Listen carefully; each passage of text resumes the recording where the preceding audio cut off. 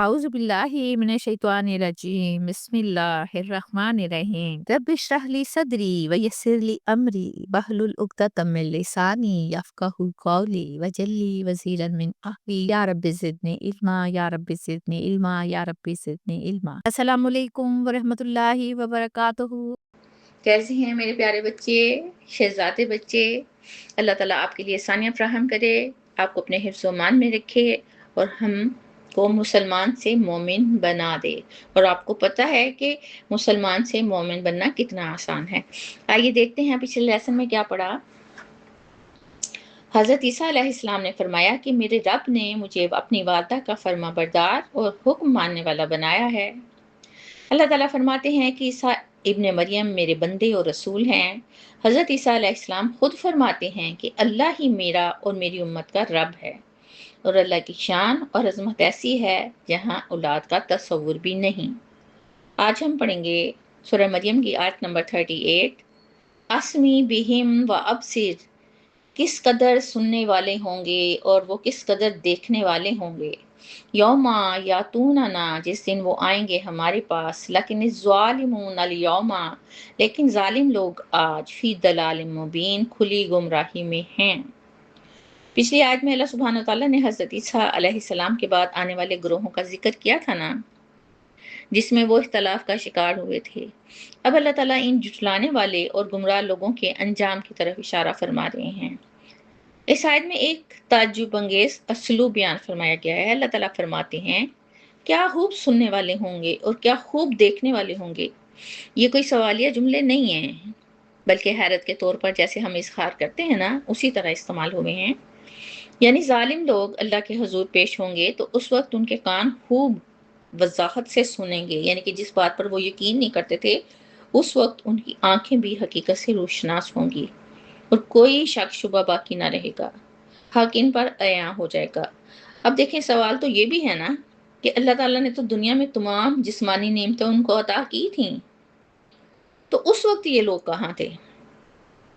دیکھیں، انبیاء علیہ السلام نے اپنی اپنی امتوں کو دلائل کے ساتھ سمجھایا، نشانیاں دکھلائیں، مگر انہوں نے جان بوجھ کر آنکھیں بند کر لیں اور کان بند کر لیے۔ یہ بہرا پن یا اندھا پن اللہ تعالیٰ کی طرف سے نہیں تھا، بلکہ دل کا اور ارادے کا انکار تھا۔ قرآن پاک میں بار بار آتا ہے کہ اللہ تعالیٰ نے ان کے دلوں پر مہر لگا دی، یعنی بار بار انکار کی وجہ سے ان کے دل حق کو قبول کرنے کی صلاحیت کھو بیٹھے۔ پھر دنیاوی مفادات اور تعصبات نے حق کو قبول کرنے میں رکاوٹ ڈالی۔ اب قیامت کے دن وہی لوگ خوب سنیں گے اور دیکھیں گے، کیونکہ اس دن پردے اٹھا دیے جائیں گے، ہر جھوٹ بے نقاب ہو جائے گا اور انکار کی کوئی صورت باقی نہ رہے گی۔ حقیقت کا ادراک اس وقت ہوگا جب وقت گزر چکا ہوگا۔ دنیا میں دی گئی مہلت میں غفلت اور انکار، اور آخرت میں حیرت و ندامت ان کا مقدر بن جائے گی۔ یہی ظالموں کا وتیرہ رہا ہے۔ دیکھیں، حق کو قبول کرنے اور پہچاننے کا وقت دنیا کی زندگی میں ہے، ورنہ قیامت کے دن کی بصیرت تو کسی کام نہیں آئے گی نا۔ سورہ مریم کی آیت نمبر 39 اور 40 پڑھتے ہیں۔ وَأَنذِرْهُمْ، آپ ڈرائیں انہیں، نبی پاک سے مخاطب ہے اللہ تعالیٰ، یوم الحسرتی، حسرت کے دن سے، اس کو دیا الامر، جب فیصلہ کیا جائے گا ہر معاملے کا، وہم فی غفلتن، اور وہ اب غفلت میں ہیں، وہم لا یؤمنون، اور وہ ایمان نہیں لاتے۔ نیکسٹ آیا ہے، انا نحن، بے شک ہم ہی، نارث الارض، وارث ہوں گے زمین کے، ومن علیہا، اور ان کے بھی جو اس پر ہیں، یعنی کہ زمین پر ہیں، وَإِلَيْنَا، اور ہماری طرف ہی، یرجعون، وہ لوٹائے جائیں گے۔ اللہ سبحانہ وتعالیٰ اس آیت میں حضرت محمد صلی اللہ علیہ وآلہ وسلم کو حکم دے رہے ہیں کہ اے نبی، ان لوگوں کو اس دن سے خبردار کر دیں جیسے یوم حسرت، یعنی پچھتاوے کا دن کہا گیا ہے۔ قیامت کے دن کو یوم حسرت کیوں کہا گیا؟ دیکھیں، اس دن ہر انسان، چاہے وہ نیک ہے یا بد، اسے حسرت ہوگی۔ اب بلا گناہ گار کو تو اس بات پر حسرت ہوگی نا کہ اس نے دنیا میں نافرمانی کیوں کی، حق کو کیوں نہ پہچانا، اور نیک لوگ اس بات پر افسوس کریں گے کہ کاش وہ مزید نیکیاں کر لیتے تو آج ان کو زیادہ جزا ملتی۔ لیکن ظالموں اور کافروں کی حسرت سب سے شدید ہوگی، کیونکہ اب واپسی کا کوئی راستہ نہیں رہے گا۔ اللہ تعالیٰ فرماتے ہیں کہ اس وقت تو معاملہ طے ہو چکا ہوگا، جنتی جنت میں، جہنمی جہنم میں بھیج دیے جائیں گے، اس وقت تک بہت دیر ہو چکی ہوگی۔ یعنی اس وقت تو وہ لوگ دنیا میں غفلت میں رہے، وہ قیامت کے آنے پر یقین نہیں رکھتے تھے، وہ بے خبر اور بے پرواہی میں رہے، اور ایسا بھی نہیں کہ وہ غافل ہیں، بلکہ وہ شعوری طور پر ایمان نہیں لائے تھے۔ دیکھیں یہ دونوں چیزیں، غفلت اور عدم ایمان جو ہے، ایک دوسرے کو تقویت دیتی ہیں۔ غفلت جو ہے انکار کو آسان بناتی ہے، اور انکار جو ہے مزید غفلت میں مبتلا کر دیتا ہے۔ آیت نمبر 40 میں اللہ تعالیٰ فرماتے ہیں کہ بے شک ہم ہی زمین کے اور جو کچھ اس پر ہے سب کے وارث ہوں گے۔ اب سوچ لیجئے کہ زمین پر کیا کیا ہے، اور کیا ہم بھی زمین پر ہیں؟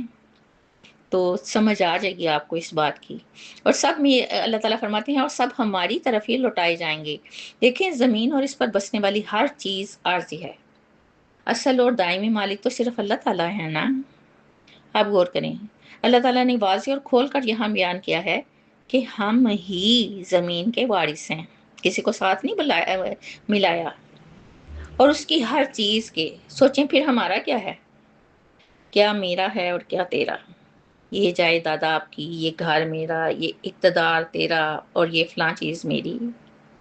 ہم ان چیزوں کے مالک بنے پھرتے ہیں، اصل میں یہ ہماری ہیں ہی نہیں۔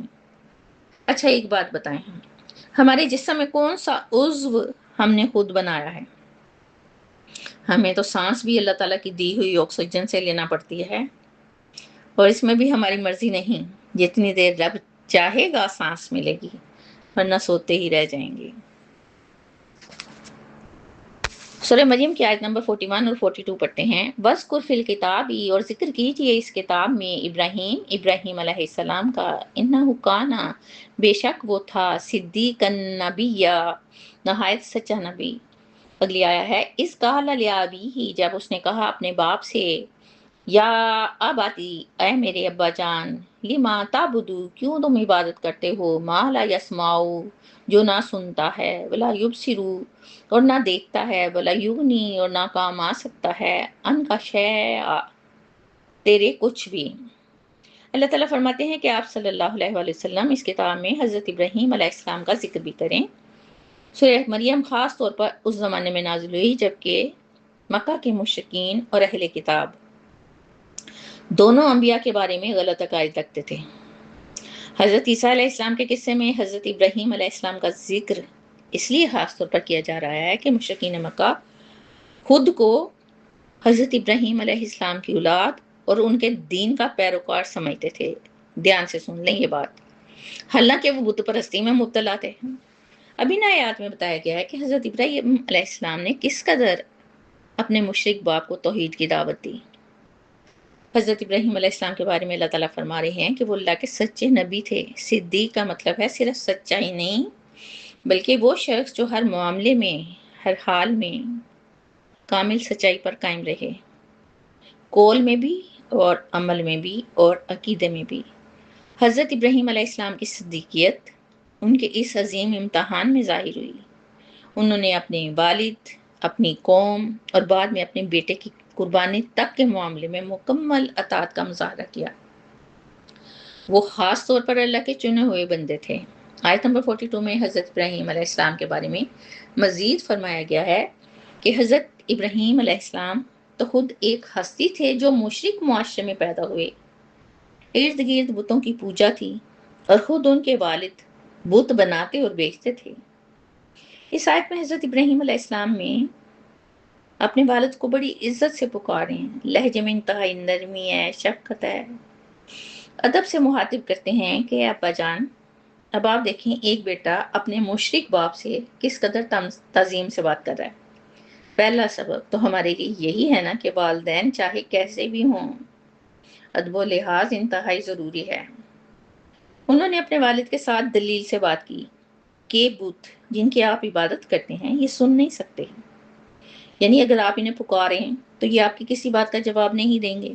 دوسری بات، دیکھ نہیں سکتے، یعنی وہ آپ کی حالت، آپ کی عبادت اور آپ کی ضروریات کو دیکھنے کی طاقت ہی نہیں رکھتے۔